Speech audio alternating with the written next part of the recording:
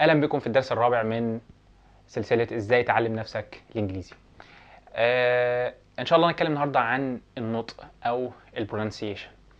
انا كنت متردد قبل ما اعمل الفيديو ده لان تحسين البرونسيشن هو نتيجه حتميه لو انت طبقت الحاجات اللي قبل كده في الفيديوهات اللي هي بتاعت الوردز والجرامر. لو انت بتقرا كتير، بتتفرج على افلام ومسلسلات وبتحاول تركز معاها، بتسمع انجليزي كتير وبتحاول تقلدهم في الاكسنت او في اللكنه، وبتحاول تقلدهم في نطق الحروف اللي احنا مهملين في نطقها. كنت عملت فيديو برضو عن ازاي تقدر تتكلم زي الامريكان، انك التي اتش تنطقها ذا وثاء زي ما هما بينطقوها، مش زي ما احنا بننطقها على طول سين وزين.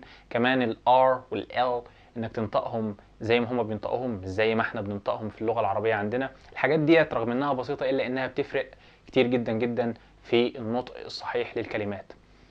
فزي ما اتعودنا لازم نفصص الموضوع علشان يبقى سهل. فالبرونسيشن او علم الفوناتكس اللي هو النطق الصحيح يعني. الفوناتكس الصراحه هي ماده اصلا في كليه اداب قسم انجلش عندنا في مصر. هي ماده مستقله بذاتها بتعلمك النطق الصحيح للحروف، وازاي يعني امتى تعمل ستريس او انك تنطق الحرف ده بصوت واضح وطويل، وامتى انك تاكل الحروف. فعشان نبسط الموضوع، هو الموضوع مكون من 3 حاجات. اول حاجه انك تنطق الحروف صح، والليتر كومباينيشنز زي تي اتش في الذا، وبالثاتيك يعني الذال والثاء ننطقهم صح. الار والال لازم تنطقهم زي ما هما بينطقوهم. هي مش مياعه ومش كده، لا، هي اللغه كده يعني، ملهاش علاقه خالص لا بمياعه، وهي اللغه كده، هي دي اللغه الصح. تمام. ده اول شق، انك تنطق الحروف والليتر كومباينيشنز صح. تاني حاجه انك تتعلم تاكل الحروف، انك تكون ظالم شويه. يعني ايه تاكل الحروف؟ يعني مش كل حرف تنطقه. مثلا اما تقول انا عايز اكل، فعلمونا I want to eat. دلوقتي انت عملت ستريس على كل الحروف تقريبا، لكن هما بيقولوها ازاي؟ I wanna eat.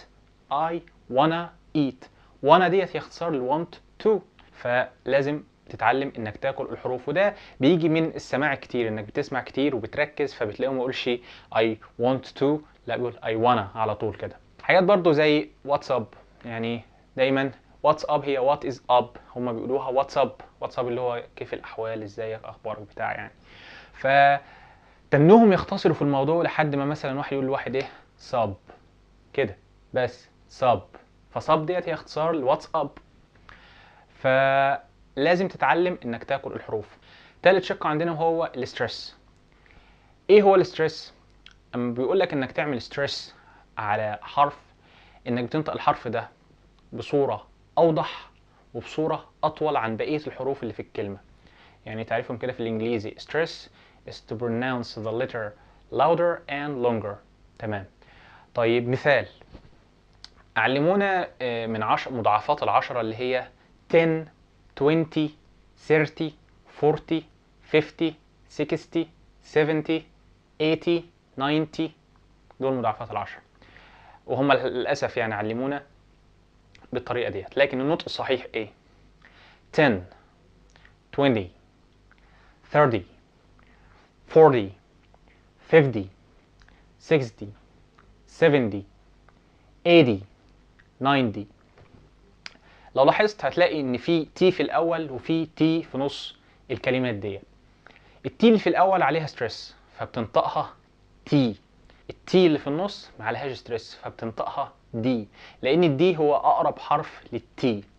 فانت ما بتقولش مثلا 7 تي، لا، هي 7 دي، تحس ان انت بتقول 7 وجنبها حرف الدي، يبقى 7 دي.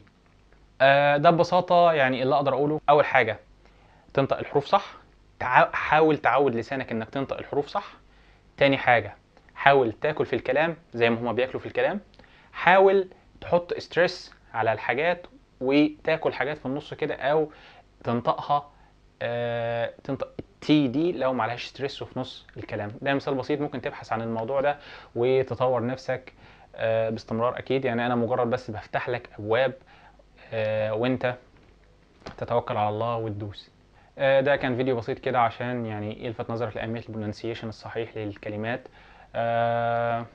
حاجه اخيره بس، انا مش بقول ان انا بيرفكت في الموضوع ده، انا بحاول زي زيك بالظبط وبتعلم زي زيك، لان الانجليزي مش تخصصي اصلا، ولكن بحاول اشارك المعرفه مع الناس. ممكن تكون انت احسن مني، ممكن تكون انت احسن مني في الانجليزي اصلا، ولكن لسبب ما عندكش الامكانيه انك تشارك الموضوع، ما عندكش مثلا انك تصور او تقف قدام كاميرا او ايا كان الفكره. فلو اخطات يا جماعه اعذروني، ولو في اي استفسار او تعليق سيبه في كومنت، متنساش لو عجبك الفيديو تعمل لايك. سلام عليكم.